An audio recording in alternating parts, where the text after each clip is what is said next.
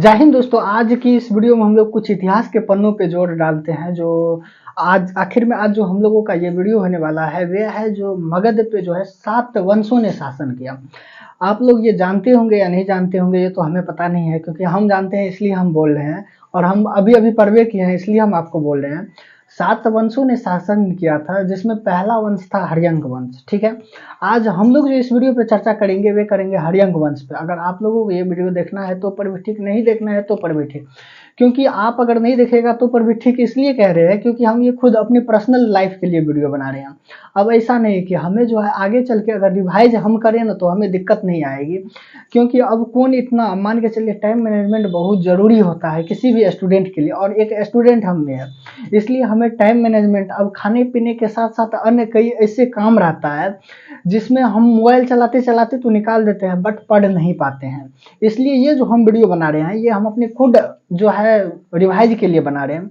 और ऐसा बात नहीं है, इसमें हमको सब कुछ याद है, हम किताब का हिंट लेके हम खुद पढ़ेंगे और वीडियो में बताएंगे। अगर ठीक है, अगर आप लोगों को देखना है तो देखिए, नहीं तो कोई दिक्कत नहीं है, आपको किसी प्रकार की जिद नहीं किया जा रहा है। तो पर भी अगर चैनल पर न्यू आए हैं तो चैनल को जरूर सब्सक्राइब कर लीजिए और बेल आइकन को प्रेस कर दीजिए। नहीं कीजिएगा तो पर भी कोई दिक्कत नहीं है, लेकिन चैनल को सब्सक्राइब कर लीजिए। बेल आइकन दबाइए नहीं दबाइए, आपकी मर्जी है। चलिए दोस्तों, हम जो है हर्यंक वंश पे शासन कर यानी जानते हैं, और ऐसा बात नहीं हम बोले ना, हम देख के बताएंगे। अगर देखना है तो ठीक, नहीं तो कोई बात नहीं। हर्यंक वंश का जो संस्थापक था बिंबिसार को माना जाता है। हर्यंक वंश के संस्थापक जो था बिंबिसार था। यह बिंबिसार जो है, बिंबिसार कब तक शासन किया था तो 544 ईसा पूर्व थे। सबसे पहले तो हम हर्यंक वंश के बारे में जानते हैं। हर्यंक वंश जो था वे कब तक चला था तो 544 ईसा पूर्व से लेकर 512 ईसा पूर्व तक हर्यंक वंश चला था। कितना तक तो 544 से लेकर 512 ईसा पूर्व तक हर्यंक वंश चला था। हर्यंक वंश के यानी संस्थापक जो था वे बिंबिसार था। ठीक है, बिंबिसार कब तक शासन किया था तो बिंबिसार जो था 544 ईसा पूर्व से लेकर 492 ईसा पूर्व तक शासन किया था। 544 ईसा पूर्व से, देखिए ईसा पूर्व का अर्थ होता है जो ईसा मसीह के जन्म से पहले और ईसा मसीह के जन्म के बाद ईस्वी का, यानी ईस्वी हम लोग जानते हैं, जैसे कि 1947 ईस्वी हो गया या 2000 यानी फिर 001 यानी 1 ईस्वी हो गया, तो भी ईसा मसीह के बाद की ईस्वी को यानी बताता है। और ये जो है ईसा पूर्व, ये ईसा मसीह के जन्म के बाद को हम लोग ईसा यानी ईसा पूर्व कहते हैं। तो ये जो था यानी बिंबिसार जो था 544 ईसा पूर्व से लेके 592 ईसा पूर्व तक शासन किया था, यानी टोटल मिला के 52 वर्षों तक शासन किया था। यह जैन तथा बौद्ध धर्मों के समकालीन थे, यानी बिंबिसार जो था वे जैन तथा बौद्ध धर्म के समकालीन था। ठीक है, इस वंश के संस्थापक बिंबिसार था। यह पहला ऐतिहासिक राजवंश था, यानी हर्यंक वंश जो है वे पहला ऐतिहासिक राजवंश था। ठीक है, इसकी राजधानी राजगीर एवं ग्रीव यानी ग्रीवर्ज थी। हर्यंक वंश की जो राजधानी थी वे राजगीर तथा गिरिवर्ज थी। बिंबिसार 52 वर्ष तक मगध पर राज किया। यह प्रथम राजा था जिसने प्रशासनिक राज्य पर बल दिया। यह अस्थायी सेना भी रखता था। बिंबिसार जो था वे पहला शासक था जिसने प्रशासनिक राज्य पर जोर दिया, और जो है ये पहली राजा बनी जिसने अस्थायी सेना रखना आरंभ किया था। यानी अस्थायी मतलब जो होता है ना, अभी हमारे भारत के पास आर्मी देखे होंगे तो वे अस्थायी सेना है, आर्मी कभी नहीं हट सकता क्योंकि वे भारत की सुरक्षा बल है।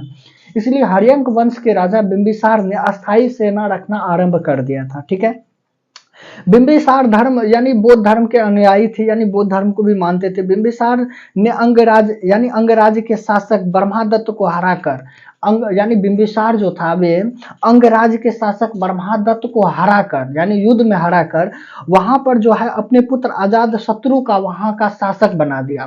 कहाँ का शासक अजात शत्रु को बना दिया तो वे ब्रह्मादत्त को हरा के, ठीक है, अंगराज के ब्रह्मादत्त जो राजा थे उनको बिंबिसार हरा के अजात शत्रु को वहां का शासक बना दिया।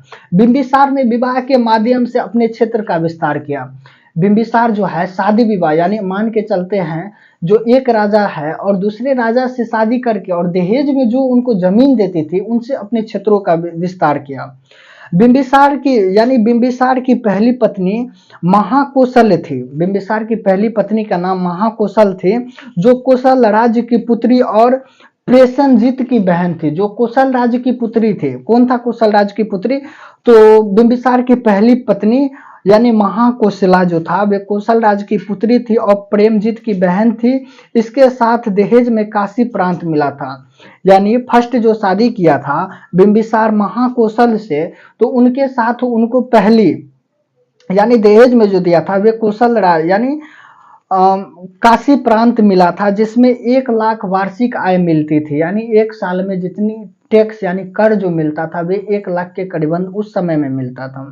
ठीक है। बिंबिसार की दूसरी पत्नी वैशाली, यानी बिंबिसार दूसरी पत्नी जो थी वे वैशाली की थी, और वैशाली के रहने के बावजूद जो था उस यानी नरेश चेतक की पुत्री थी राजकुमारी चेलना।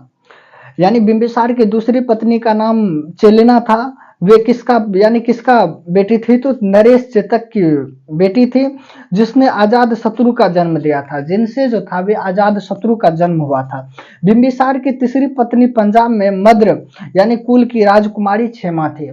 बिंबिसार की तीसरी पत्नी जो था वे पंजाब के मद्र कुल की राजकुमारी क्षेमा थी। बिंबिसार की चौथी पत्नी अमरपाली थी, जो वैशाली की गोनिका थी, यानी गोनिका थी। ठीक है।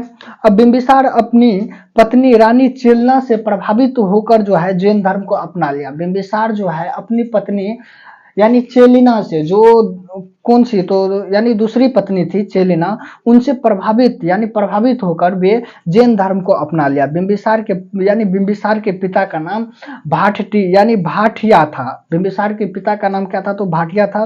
पुराण में बिंबिसार को यानी श्रेणिक कहा जाता है। पुराण में बिंबिसार को श्रेणिक कहा जाता है। इसके समय अवंती के राजा चंद्र प्रदोत को एक असहायक रोग यानी इलाज बीमारी हो गई, अतः इसे ठीक करने के लिए बिंबिसार ने अपने राज्य वेद जीवक को भेजा। देखिए दोस्तों, बिंबिसार के समय में ही अंगराज्य यानी अवंती के राजा चंद्र प्रदोत को एक बीमारी हो गई, जिसको हम लोग लाइलाज बीमारी कहते हैं।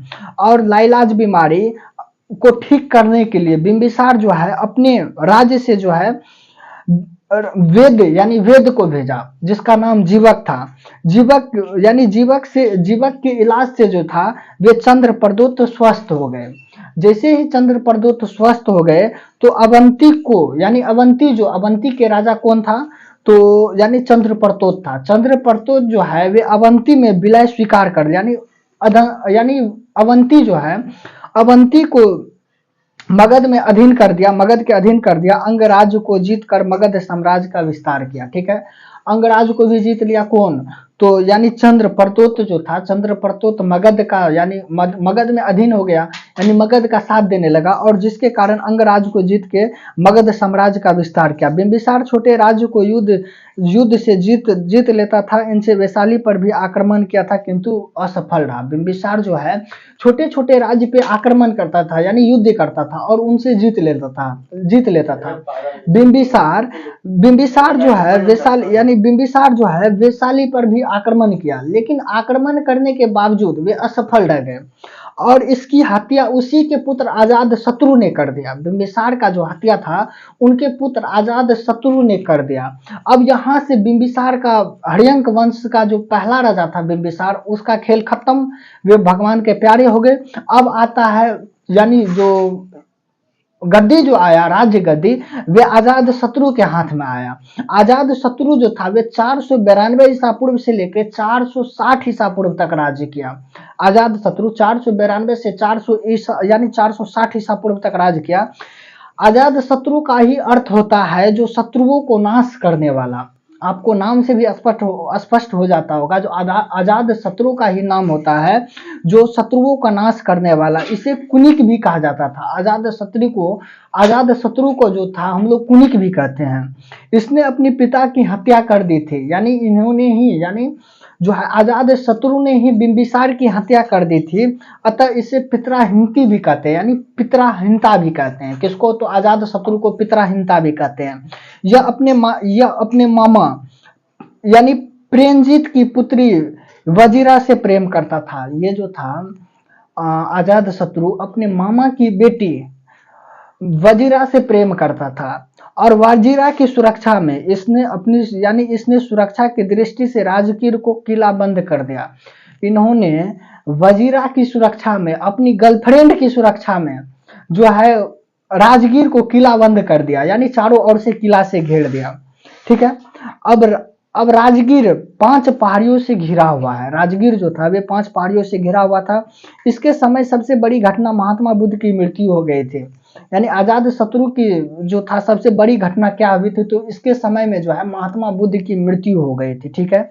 अजात शत्रु के काल में ही संपूर्ण यानी सतपूर्ण गुफा में राजगीर से पहली बौद्ध संगति हुई। इसने अपनी सहयोगी वर्षकार के सहयोग से वैशाली पर आक्रमण किया और उसे जीत लिया। देखिए दोस्त, अजात शत्रु जो क्या किया था, वे अजात शत्रु के समय में पहली बौद्ध संगति हुई थे और इसने वैशाली पे जो आक्रमण किया था, वे अपने यानी गुप्तचर जिसको कहते हैं ना, गुप्तचर को भेज के वैशाली में कुछ दिन वहां पर सर्वेक्षण किया गुप्तचर, और इसको कहा देखिए सरकार यहाँ पर जो है इस चीज की कमी है जिनसे हम लोग युद्ध आराम से जीत सकते हैं। उसने वर्षकार के सहयोग से वैशाली पे जीत लिया था आसानी से। और उस वैशाली को जीतने के लिए जो है दो ऐसे कहते हैं उसको क्या कहते हैं, हम तो भूल गए, हथियार, यानी 2 ऐसे हथियार का उपयोग किया जिसका नाम था यानी रथ मुसल तथा यानी महाशिला था, यानी जो कंटक का प्रयोग किया था। ठीक है। रथ मुसल तथा महाशिला था जो कंटक का प्रयोग किया। यह जैन धर्म के पहले उपायंग यानी पहले उपांग में महावीर और अजात शत्रु के रिश्तों के बारे में बताया गया है। अजात शत्रु के बारे में जो है जैन धर्म के पहले उपांग में बताया गया है। ठीक है। यह प्रारंभ में जैन तथा बाद में बौद्ध धर्म को अपना लिया। प्रारंभ में जो अजात शत्रु जैन धर्म का यानी जैन धर्म को अपनाया था, किंतु बाद में इन्होंने बौद्ध धर्म को अपना लिया। इसने 16 वर्ष तक मगध पर शासन किया था। अजात शत्रु जो है 16 वर्ष तक मगध पर शासन किया था। इसके पुत्र उदय भद्र तथा उदायन था। अजात शत्रु का जो 2 पुत्र हुआ उसको हम लोग उदय भद्र तथा उदायन कहते हैं। इनके पुत्र उदायन ने इनकी हत्या कर दी। अब अजात शत्रु को भी उनके पुत्र उदायन ने हत्या कर दिया। किस कारण से, तो राज्यपाट के कारण से। अब उदायन जो है 460 ईसा पूर्व से लेकर 444 ईसा पूर्व तक शासन किया था। इसने अपनी राजधानी यानी कुसुमपुर से पुरुषपुर बनाया था। ये अपनी राजधानी कहां से कहां, तो कुसुमपुर से पुरुषपुर बनाया था। यही कुसुमपुर पुरुषपुर आगे चलकर पाटलिपुत्र के नाम से जाने जाते थे। यही कुसुमपुर जो है आगे चल के पाटलिपुत्र के नाम से जाना जाता था। यानी इसकी माता का नाम यानी पद्मावती थी। इसकी माता का नाम क्या था, तो पद्मावती था। किसकी माता का नाम, तो उदायन की माता का नाम पद्मावती थी। जो कि अब सोचिएगा, जो अजात शत्रु तो प्रेम वगैरह से करता था, लेकिन इनकी पुत्र जो था ना वे उदायन जो है इनकी हत्या कर दी। और हत्या करने के बाद जो राजगद्दी मिला वे उदायन के हाथ में चले गया। ठीक है। उदायन कुसुमपुर से पुरुषपुर बनाया और यहाँ पर यानी आगे चल के वे कुसुमपुर पाटलिपुत्र के नाम से प्रसिद्ध हुआ। इनकी माता का नाम यानी पद्मावती थी। किसकी माता का नाम पद्मावती, तो यानी उदायन की माता का नाम पद्मावती थी। इसने अपने पिता की हत्या की थी। इसे बौद्ध धर्म में इसे पितराहीनता कहते हैं। इन्होंने भी पिता की हत्या की थी, इसीलिए इसे पितराहीनता इसको भी कहते हैं। इनके अन्य नाम यानी उदायन या उद्रभर था या चंपा का उपराजा था। यानी इनके अन्य नाम थे जिसको उदायन या उद्रभद्र कहते हैं। ये चंपा का यानी उपराजा था। अब पुराणों एक जैन ग्रंथों के अनुसार उदायन ने गंगा एवं सोन संग्रह के समीप एक शहर की स्थापना की जिसकी नाम पाटलिपुत्रा रखा। इसी के पुत्र ने पाटलिपुत्र को पटना कर दिया। अब जो था उदायन जो था वे पाटलिपुत्र रखा था, लेकिन उदायन के पुत्र जो है वे पटना कर दिया यानी पटना रख दिया। ठीक है। अब इसने जो है अपने राज्य में यानी चैन चित्र का निर्माण करवाया था। अब उदायन जो है अपने राज्य में चैन चित्र का निर्माण कराया था। इनकी हत्या यानी उदायन के जो हत्या है वे किसी अनजान व्यक्ति के द्वारा चाकू घोंप के यानी चाकू मार के कर दी गई थी। ठीक है। अब उदायन का पुत्र जो था नागदशक एक अयोग्य शासक था। अब उदायन का पुत्र आया नागदशक जो है हर्यंक वंश पे शासन करने के लिए आया, लेकिन वे अयोग्य शासक निकला। अयोग्य शासक निकलने के कारण उनकी हत्या जो है शिशुनाग कर दिया, जो कि उसकी जो है सेनापति थी। शिशुनाग ने यानी किसकी यानी सेनापति शिशुनाग थी। तो नागदशक के जो सेनापति था वे शिशुनाग था। और शिशुनाग ने उदायन का हत्या कर दिया और वहां से एक नया वंश का स्थापना हुआ जिसको हम लोग शिशुनाग वंश कहते हैं। अब हम लोग जो है शिशुनाग वंश कहते हैं उनको। अब देखिए दोस्त, ऐसा बात नहीं है, महाभारत में भी यह जानकारी मिलती है कि मगध पर सबसे पहले यानी वृहद वंश का शासक था। महाभारत से भी हमें जानकारी मिलती है, जो मगध में जो था सबसे पहले वृहद वंश की शासक था, जिसे संस्थापक यानी वृहद थे। इस वंश की सबसे प्राकृतिक शासन जरासंध थी। इसकी राजधानी यानी वीरवंश थी। अब जरासंध ने अपनी साम्राज्य विस्तार के पूरे उत्तर भारत में करना चाहते थे, पर पांडव और कृष्ण के विरोध में इसने अपने उद्देश्य में असफल रहा, यानी अपने उद्देश्य में सफल नहीं रहा। ठीक है, अब जो है भीम के हाथों मल्ल युद्ध में जरासंध मारा गया और जरासंध के पुत्र उनके बाद मगध का शासन बना। अब इसी प्रकार से जो है मगध पे अब किंतु इस वंश के बारे में ऐतिहासिक साक्ष्य बहुत ही कम मिलता है। अतः हर्यंक वंश की पहली ऐतिहासिक वंश मानते हैं, हर्यंक वंश को ही पहले ऐतिहासिक वंश मानते हैं मगध पे। चलिए दोस्तों, आज की इस वीडियो में हम लोग जाने जो हर्यंक वंश के बारे में। अब आगे की जो वीडियो आएगा वे होगा शिशुनाग वंश, और शिशुनाग वंश के साथ साथ नंद वंश को भी हम लोग समझेंगे, क्योंकि अगर छोटा छोटा वीडियो बनाएंगे तो ये कम से कम हिस्ट्री का जो है 700 से 800 एपिसोड हो जाएगा, जो कि हमको भी रिवाइज करने में बाद में दिक्कत होगा, इसलिए थोड़ा बड़ा रहता है। बाद में 2 के स्पीड में देकर हम खुद रिवाइज कर लेंगे। जय हिंद दोस्तों, मिलते हैं नेक्स्ट वीडियो में।